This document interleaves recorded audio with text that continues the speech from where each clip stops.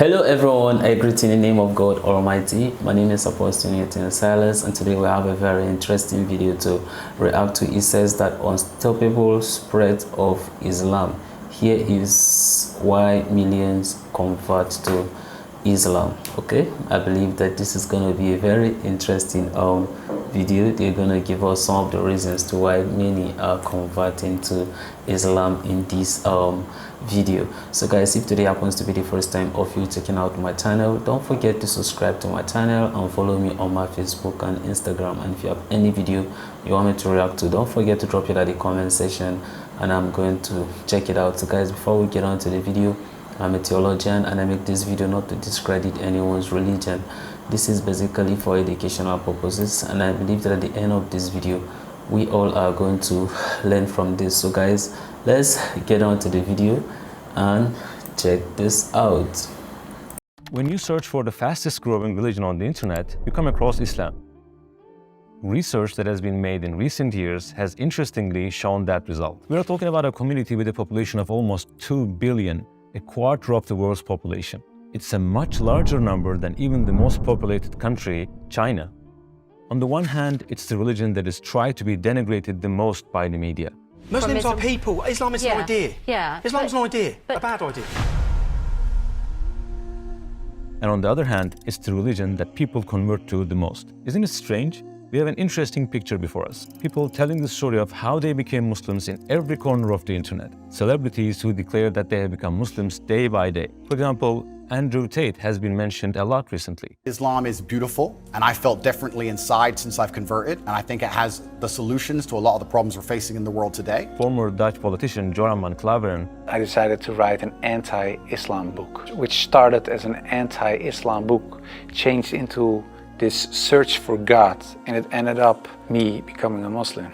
Former rock star Cat Stevens, now known as Yusuf Islam. Because when I started reading the Quran, one of the things that I woke up to was the Quran is full of directives to make you think.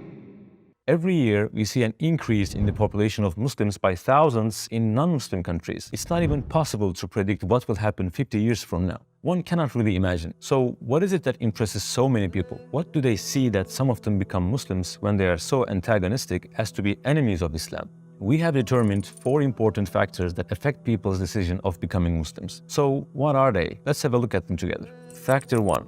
We have said above that Islam is the religion that is tried to be denigrated, undermined the most by the media. Despite all the defamation, the main reason for the new Muslims to convert to Islam is this. Those people managed to take the Quran and the Prophet ﷺ as references, not the media or the Muslims whose actions are not in line with Islam. They directly examined the life of the first student of the Quran and the person who practiced its decrees in the best way, the Prophet Muhammad ﷺ. The person they see is a person who gained the trust of even his enemies. He had been with them since he was born and was known for his trustworthiness, his high moral values above everyone else. Not once was he found to have lied. He was known as Al-Amin, meaning the trustworthy. This name was given to him before prophethood by the very people who will later become enemies of Islam. But when he became a prophet, a much worse form of Islamophobia than today began to appear. Both Prophet Muhammad ﷺ and those who believed in him were persecuted and subjected to all kinds of insults. But Islam had a tremendous influence. Despite all the persecution and efforts of deterrence, the number of people that were becoming Muslims did not decrease. On the contrary, it increased. As those who read his life know, they resorted to everything to dissuade him, to make him give up preaching this religion. They once offered him to make him the wealthiest person and the leader of the Meccan society and marry the most beautiful women if he gave up his cause. He refused them by giving the following answer, which went down in history. If they put the sun in my right hand and the moon in my left hand, I would not give up this religion and preaching it. Either Allah will make this religion dominant or I will sacrifice my life for this cause. He did not have any financial gain in this mission. On the contrary, he spent all his assets on his cause and he lived the rest of his life in poverty. They sometimes tried to put nicknames such as liar, magician, impostor, and self-seeker for him so that people wouldn't believe him, but it didn't work. Because the attitudes and actions of the Prophet and everything in his life were obvious. He couldn't have been such a person. In the first years, a 3-year boycott was applied to him and the believers. When no one was allowed to sell them food, he lost his beloved ones and relatives. When he went to invite people in the region called Taif to Islam, he he was stoned all the way and was drenched in blood. Other times, he even tied a stone over his stomach because of hunger. He experienced unparalleled hardships in his 23 years of prophetic life. When he went to conquer Mecca, where he had been persecuted, years later, he was humble enough to bow his head and be merciful enough to forgive those who had wronged him. Those who believe in him think like this when they read his life. A person who lived such a life cannot be a liar in his cause. And if this person is a liar, there cannot be any truthful person in the world. They accept his prophethood by thinking like that. The more they learn about his life, the more they admire him. Factor 2. If someone is to accept an idea, what does he do first? He asks questions, right? If he finds it logical, he accepts the idea. It holds true for religion as well. People want answers to questions about faith, but there are some issues that are incomplete in all religions that cannot be explained and that are not found reasonable. There's a general acceptance like this. Religion is an issue related to the heart. It's not an issue of logic. Believe it and move on. Don't question it. But one religion is exceptional, and that is Islam. Yes, no religion other than Islam can give answers this clearly to the questions to be asked. The witness of this is the volumes of books written throughout the 1400 years of Islamic history and answering the questions that have been asked. The Risale-i Nur tafsirs written in the last century are one of the best examples of it, with the determinations based on intellect and heart. While no other religion is based on evidence, Islam is proven with dozens of evidence. Even if you simply type on YouTube or Google, you can easily read some of them. Many verses of the Quran and Hadith always encourage people to use logic and learn knowledge, science. In order to understand that Islam is the most logical religion, it's enough to look at the most fundamental issue in the belief system, the belief in Allah. Islam is the religion with the clearest explanation about the Creator. While no other belief system mentions the characteristics of the Creator in a complete way, in Islam, he is mentioned with his attributes along with his works of creation in the universe. And he is introduced in detail. How can a religion be expected to be true if it cannot give clear information about the Creator, or if it's okay with using a term such as unknown energy? Even if you use that as the only criterion, only a few religions remain. And logical fallacies and logical errors can be seen in the explanations of all of them except Islam. Islam gives us the definition of a deity with infinite power and no weakness. In other words, Islam, unlike other religions, does not make a mistake in belief in Allah. It always makes the most correct definition. Then we say, I wonder if this religion is the religion sent by Allah. In other words, can the entity who introduces himself in the Quran be the creator of the universe? Factor 3. The other important reason is that 1400 years ago, Islam brought definite solutions to the problems that are still not solved today. We'll give 3 basic examples.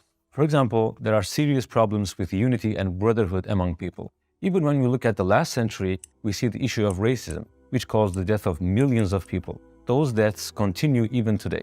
The murders, oppressions, and persecutions of many racist groups, such as the Ku Klux Klan, are seen in the historical records. Sometimes those racist acts were made directly by the state, such as the Nazi-era Germany and China. No need to go far. We can look at this picture. It was taken in Brussels in 1958. If you write "human zoo" on the internet, you will see similar photos. They keep African black people in cages and show them to people as if they are animals. Look at these people. Do they look like they are having a lot of fun? Isn't what they do to this kid humiliating enough? It's not just about Brussels. There were human zoos beginning from the 1900s until that time in the countries such as the USA, France, and Germany. But they are developed and civilized countries. They wouldn't do such things, right?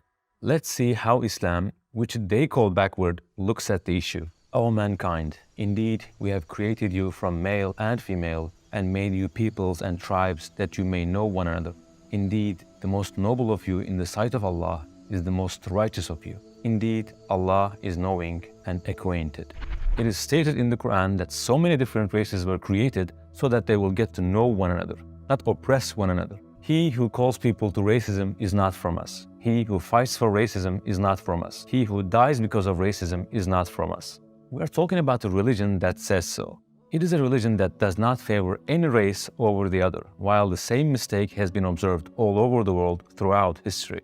Every year, during the pilgrimage season, Hajj season, people from all races, colors, and languages wear the same clothes and worship side by side without any sign of superiority or wealth. Islam shows the vision from 1400 years ago that today's civilization still doesn't have.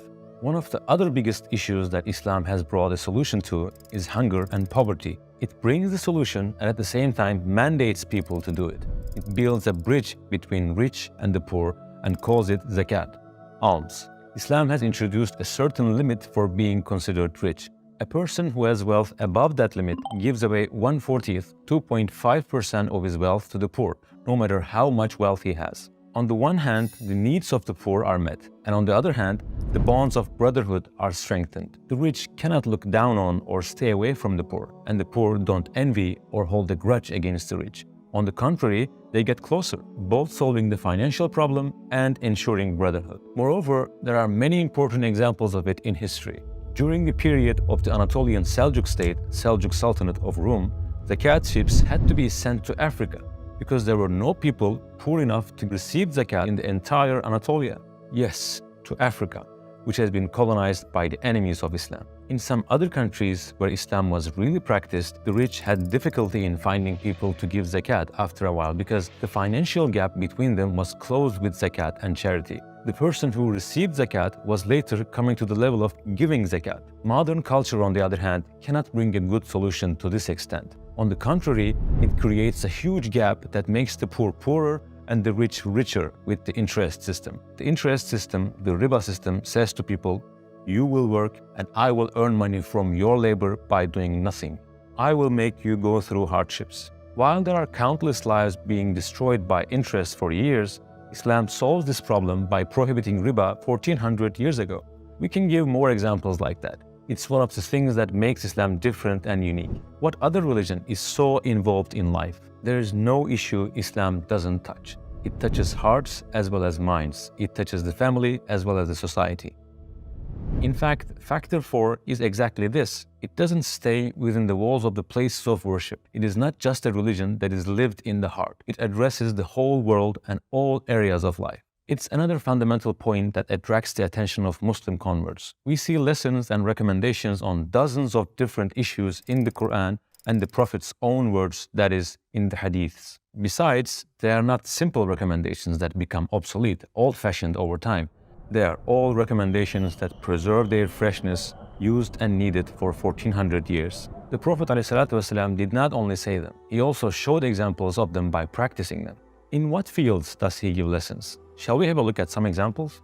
Other than the issues of worship, all legal issues with enough details to run a state, learning knowledge, science and reasoning, trade and commerce, economy, state administration and diplomacy, communication with people, hospitality, being a good neighbor, friendship, taking care of relatives, marriage and family affairs, raising children, protecting and taking care of the orphans, helping the poor and needy, taking care of patients and patients' own motivation, sports, all the problems caused by the tongue, leadership and teamwork, cleaning in every detail, spiritual upbringing and maturity, history, and at the same time, the news given about the future that turn out to be true. We can list other areas as well. Do you know what the other interesting thing is? The period we are talking about is the 600s, and the people that are doing these is only one person. And that one person is someone who didn't even learn to read and write, as his friends and enemies witness. While one person can be a model for people in only a few areas, it is something unparalleled that an unlettered person can be a model in so many areas and address every era, every period. That's why the famous historian and astrophysicist Michael Hart, who wrote The 100, a ranking of the most influential persons in history, put the Prophet Muhammad ﷺ in the first place in his book. Explaining the reason for it, he states the following. My choice of Muhammad to lead the list of the world's most influential persons may surprise some readers and may be questioned by others.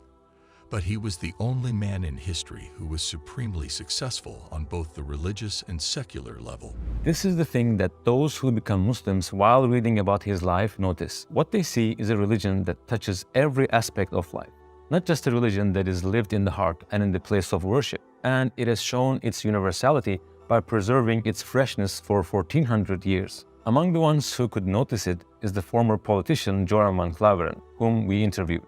He wanted to write an anti-Islam book because he knew Islam as it was portrayed by the media. As he researched Islam, he started to realize the facts like the 4 basic items that we talked about. As a result, The journey that started with an anti-Islam purpose ended in becoming a Muslim. That is the brief answer to the question why people become Muslims. As people continue to research, read the life of the Prophet ﷺ, and notice what he brought to people, the number of converts to Islam will increase even more. As a great Islamic scholar said, "Be hopeful. Among the revolutions of the future, the loudest sound will be the sound of Islam."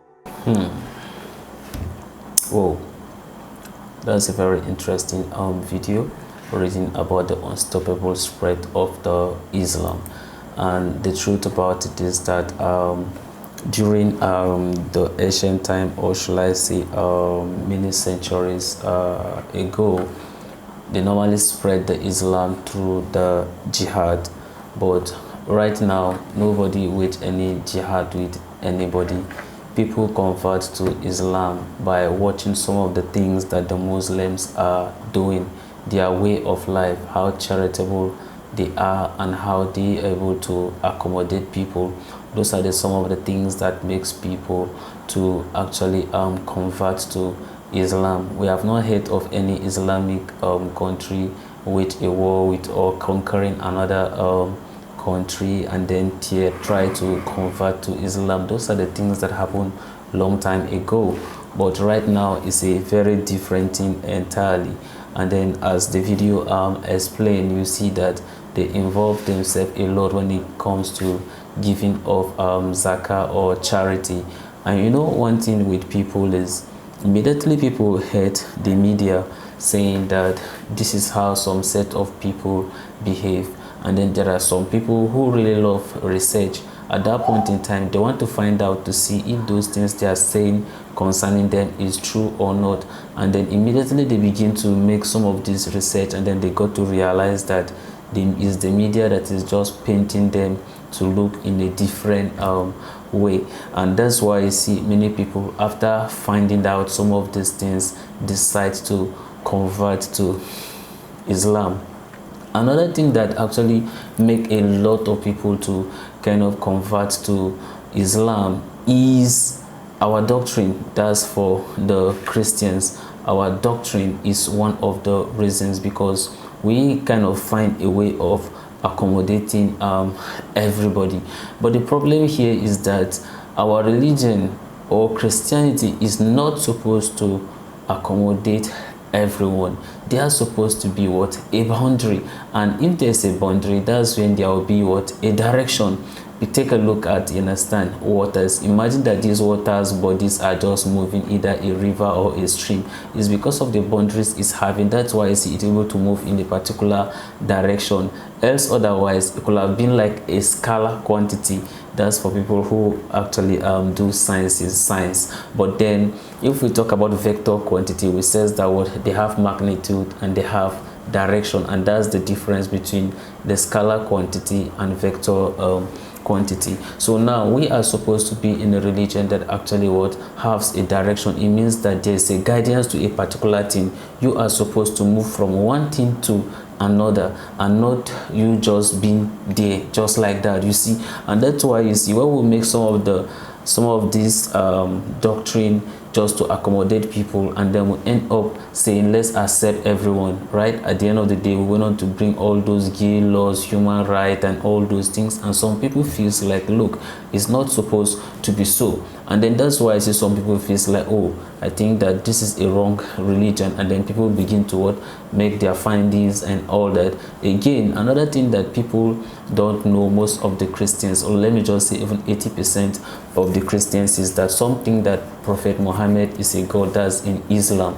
But then when they begin to make their findings, that they got to realize that Prophet Muhammad is a messenger of God and not a god, because most of the Christians think that Prophet Muhammad is a god. So immediately they begin to make their research and they find out some of those things. It do influence people from making that very decisions. Another thing that some Christians may not know is that Prophet Jesus is actually in the Quran. A lot of Christians don't know that. So when they went on to make research and then they saw it, and then they'll be very surprised how Jesus Christ was mentioned very well in the Quran, and also Mary. It became a thing of surprise to some of them, and then they end up making that decision. The one, not the least, is the person of Prophet Muhammad. We could look at and understand his life while he was here on this earth. Of course, we could look at his life as a leader, we could look at his life as a father, we could look at his life as a husband. You could see somebody who was very hospitable, somebody who accommodated everyone. There was this, one of the miracles he performed was about giving milk to the people. When he take it from one cup, everyone drink to their satisfaction, has been one of the miracle he performed. We all know that it was somebody, if you want to live a luxury life, he could have do so, but he didn't. There was even one of the video I was watching that was talking about that he was even sleeping, and the place that he was even sleeping even scratched his back to the point that he was even having some kind of bruises in his back, which means that he did not live, you understand, here on this earth as a king. He didn't do that, right? He tried to live like a normal human being. That's exactly what he do while he was on this earth, and that's why you see his life was well emulating, and that's why you see some of the companions were able to came up with some of the hadith, some of the things he was doing while he was still with him. His focus was actually heaven and not material things on this earth. For if it were to be what he wanted, he could have all got it.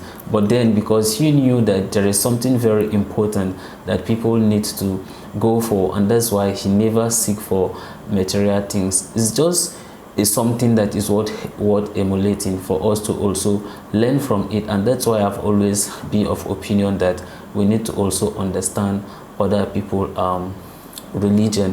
When you understand it and why they worship what they worship, it can be able to help you make a better decision. A very interesting video, and I believe that we all have learned from this video. I know that some of you might have a contribution. I want you to drop it at the comment section. Let's all learn from one another. So guys, this is the end of my video. If you like my reaction, you should like, share and subscribe, and if you have any video you want me to react to, don't forget to drop it at the comment section and I'm going to check it out. So guys, you remain blessed, and I see you in my next video.